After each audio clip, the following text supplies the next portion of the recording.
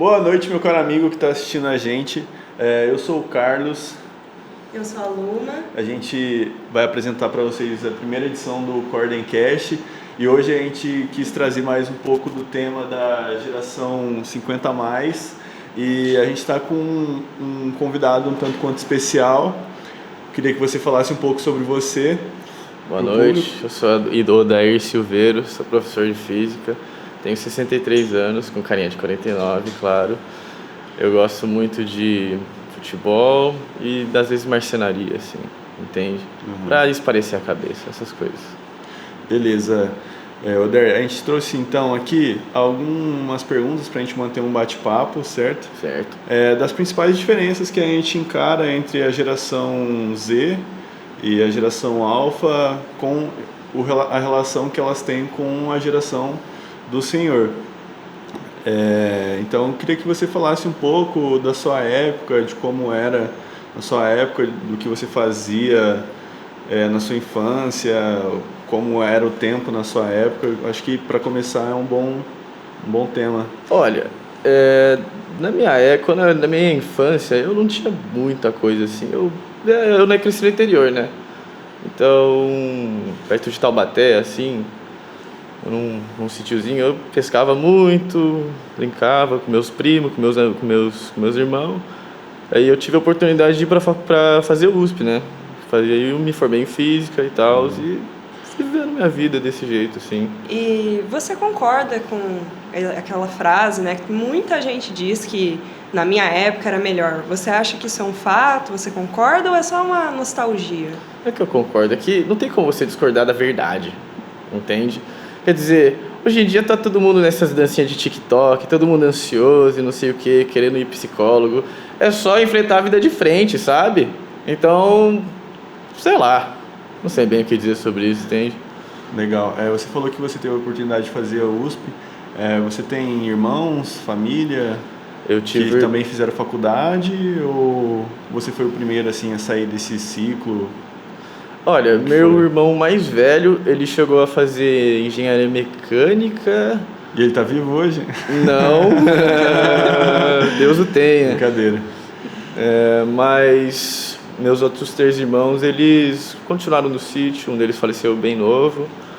Mas eu fui o único que se manteve na área onde eu estudei e me graduei, entende? Entendo. E assim, falando em educação, né? Você acha que criar filhos, ter uma rigidez na criação, assim como foi na sua época, né? Ainda funciona melhor do que dar liberdade como dão hoje em dia? Olha, eu acho que não dão simplesmente liberdade hoje em dia. Porque na minha época a gente também tinha liberdade, mas não tinha segurança, entendeu? E foi justamente isso que forjou meu caráter, que galera da nossa época, da minha época, assim, cresceu, foi na base do murro, não só dos pais, mas da vida mesmo, entende? Então, sei lá, talvez falte isso, entende? Apesar de eu não concordar completamente com isso, né? Enfim, você entende o que eu quero dizer. Ainda nesse tema, violência não é bom, entende? Não, com certeza. Com certeza. Aí puxando o gancho, aproveitando o gancho, né? Na sua infância, a criação dos seus pais, você foi muito reprimido? Você tinha muita liberdade? Como que foi a questão da liberdade para você? Como eu posso explicar? Os pais nunca ligaram tanto assim, eles cuidavam, me davam teto, comida e tal, me deram oportunidade de estudo, mas eu sinto que me faltou um certo afeto, entende? Mas a gente soube lidar, né, com a vida, foi aprendendo, é desse jeito, que depois que a gente cresce, a gente continua, sabe? Preservando um pouco da nossa infância, sabe? Tipo, como aprendizado e tal, essas coisas. E você se considera uma pessoa culturalmente rica? Você, como uma pessoa com bastante bagagem de vida, você deve ter bastante história para contar. Eu tenho bastante história para contar, mas acho que... como eu posso explicar? Eu tenho meu curso, minha graduação e tal, mas eu nunca fui muito interessado em arte, o cinema, essas coisas, entende? Eu sempre fui muito de ler Monteiro Lobato, Plínio Salgado, essas coisas, entende? Entendo. E nesse quesito de cultura, né, que quando a gente fala de geração, a gente fala da evolução também cultural da sociedade, né, que os costumes vão se perdendo, os valores vão mudando. Você, como uma pessoa de 54 anos, né? 63. 63, perdão. Você se considera superior ou você olha para a cultura que está se formando e aceita ela de uma maneira passiva, ou você tem as suas desavenças com a cultura Eu atual? tenho minhas desavenças com meus filhos, eu tenho desavenças com meus sobrinhos, mas como eu posso explicar isso? Meu tempo está passando. O que eu tive que fazer em vida, eu já ainda estou fazendo, no caso, vai ficar para a prosperidade. Se eles vão usar esse conhecimento ou não, aí é com eles. Mas eu vou te dizer, eu discordo de muita coisa que eles fazem, quase tudo. Tipo entende? o quê? Tipo aquele joguinho lá, League of Legends, sei lá como fala. Os bonequinhos, 40 minutos jogando ali, eu falo, puta, vai estudar, meu filho, o que é isso? Às vezes você entra no quarto, o filho tá até estudando, mas tá estudando o joguinho, né? Às vezes eu entro no quarto dele e ele tá me olhando com o olho esbugalhado falando que eu sou inimigo dele. O que é isso? O que é isso? Eu não entendo essas coisas, sabe? Aí fica vendo esses desenhos, esses animes de One Piece aí, sei lá como é que é o nome. Tal de meme, né? Não entendo essas coisas. Não é pra mim, não. E nesse quesito de meme, pra você, eu falo assim, porque o meu pai, ele faz muito isso, né? Mas ele gosta muito de chegar e ficar scrollzando reels do Instagram. Faz o quê? Ficar passando o videozinho no Instagram, sabe? Rolando, né? Assim. Você achou que isso agregou pra você como passatempo? Porque você tá num contexto da sua vida onde, pelo que você falou, meio que você já fez tudo que você tinha que fazer, então... Olha, eu acho que as coisas que eu vejo é só sobre cozinha, sobre dica de, sei lá, limpar a casa, tirar mancha, essas coisas. Então, tipo, é útil, assim, sabe? Mas eu tento não perder muito tempo, entende? E o que você faz agora, nas suas horas vagas? Eu fico mexendo com marcenaria, esculpindo. Às vezes eu vejo um futebolzinho, Mengão, né? Mengão? Lógico. Quando dá pra fazer um churrasquinho, rapaz. Tá. Mas também, assim, por mais que você esteja falando tudo isso, eu ainda acho o senhor muito moderno pra sua idade. Moderno? Moderno. Eu não entendo essas coisas, não. E a gente estava falando ainda, tipo, de cultura, de música. Música, o senhor ouve música? Tonico Tinoco, gosto do Pink Floyd, Dire Straits. Eu vi na sua cara que você gosta de um rockzinho. Do quê? Um rockzinho. Rockzinho. Lógico, né, filho? Daquele assim, jeito. Isso aqui, ó, do Black Sabbath, filho. Black Sabbath. Não sei se vocês conhecem, não sei se é da época dos seis, o tal do Ozzy comeu cabeça do morcego. A gente conhece. Nossa, é uma pena, né? Deus o tenha. Ou Deus não, o tenha. não sei. Morreu recentemente. O príncipe, né?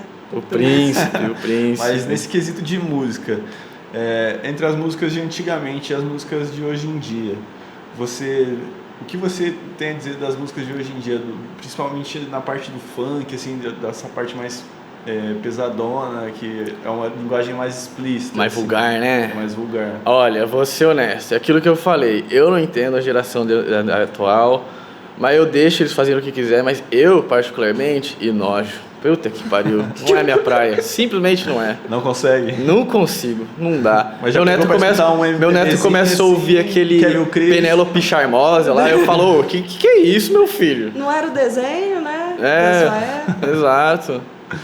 Não, isso é Pantera Cor-de-Rosa. Pantera Cor-de-Rosa. E voltando, quero voltar no assunto da liberdade que você teve na sua infância com a liberdade que a nossa geração tem hoje em dia. Certo. Você acredita que essa liberdade a mais que a nossa geração tem acesso causa um pouco assim de revolta em vocês, por vocês terem vivido uma vida mais dura por conta do contexto social e cultural que vocês cresceram, e vocês olharem para o contexto atual e ver que é mais fácil, querendo ou não, e isso te revolta de alguma maneira, ou você olha para isso passivamente? Porque as gerações atuais, meio que elas estão num momento agora, as gerações mais jovens, né, perdão, elas estão num momento de não aceitar coisas que a geração 50 a mais, por exemplo, aceitou. Como o quê? Como muitos dos nossos direitos, né, amor? Tipo, hoje em dia muita gente escolhe por não trabalhar e acabar ficando na asa dos pais também, por conta de não precisar trabalhar, eles acabam não indo atrás. Eu acredito que na sua época tenha sido muito diferente, né? Que acho que a necessidade levou vocês a enfrentarem a vida dessa maneira mais puxada, né? Não, com certeza, com certeza. É muito bom que eles tenham uma liberdade, uma segurança a mais, mas isso meio que, como posso explicar, amacia esses jovens, entendeu? Com todo respeito a vocês. Mas,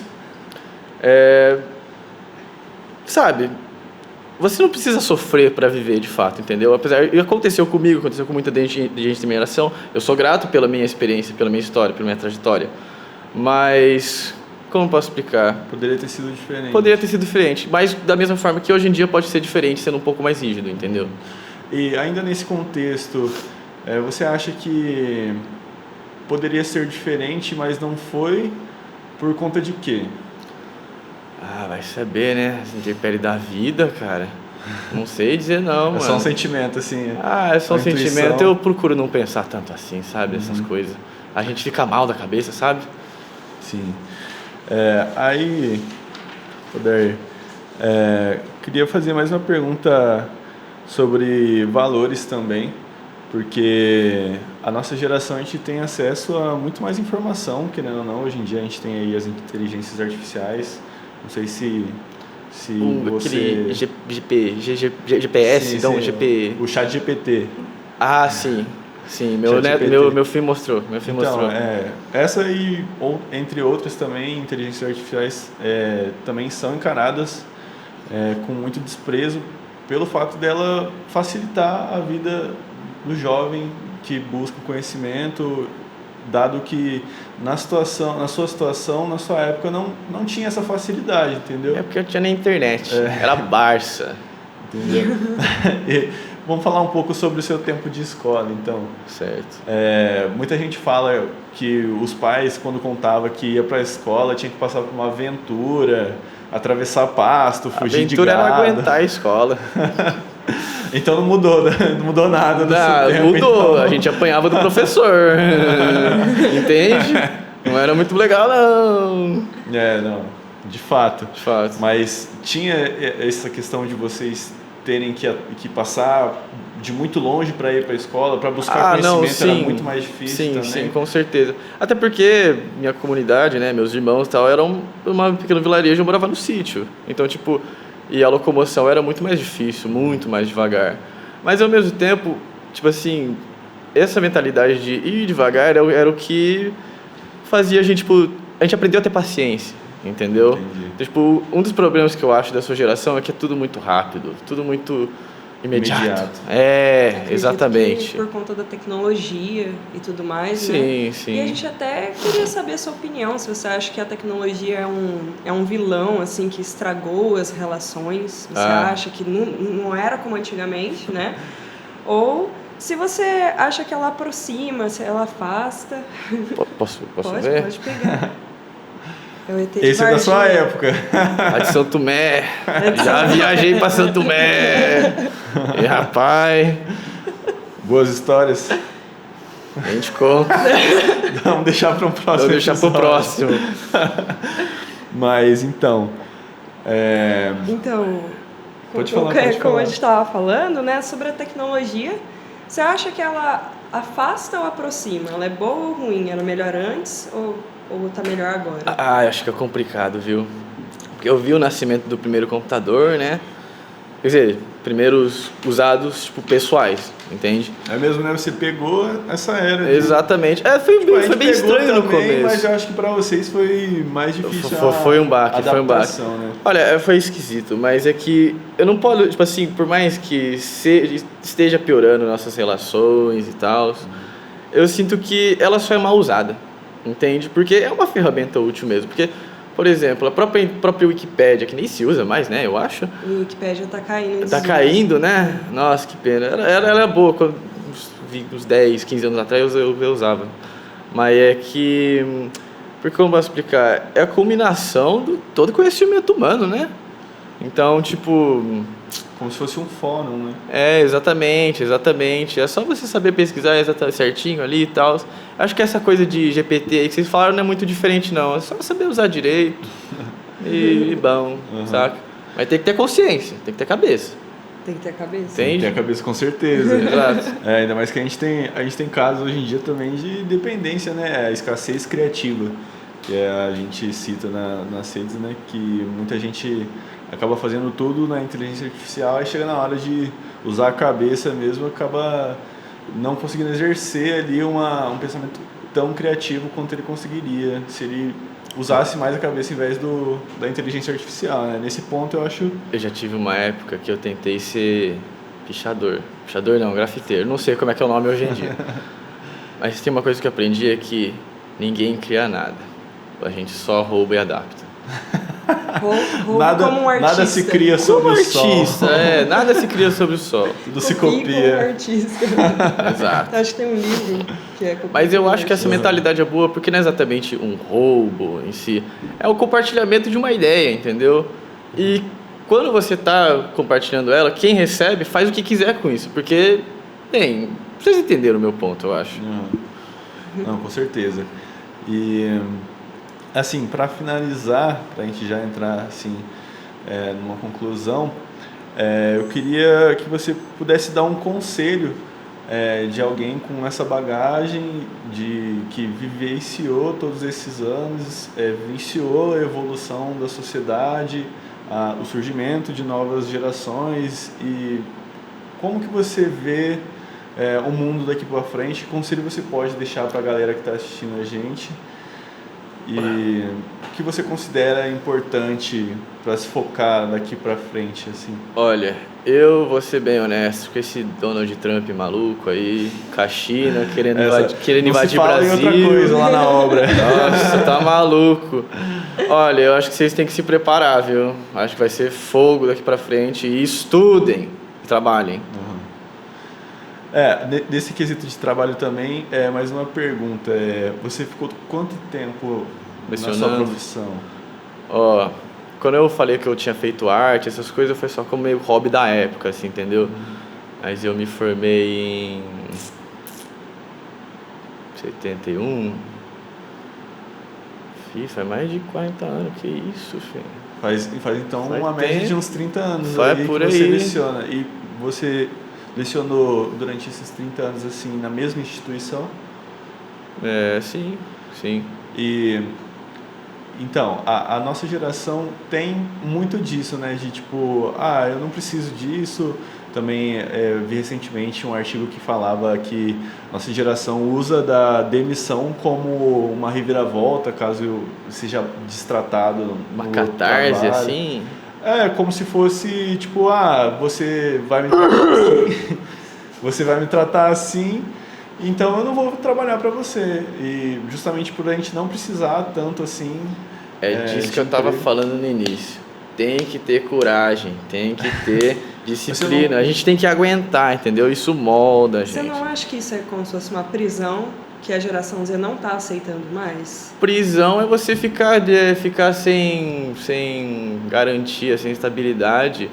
Tipo assim, esse é o preço, infelizmente, para ter uma boa casa, para conseguir alimentar a família, entende?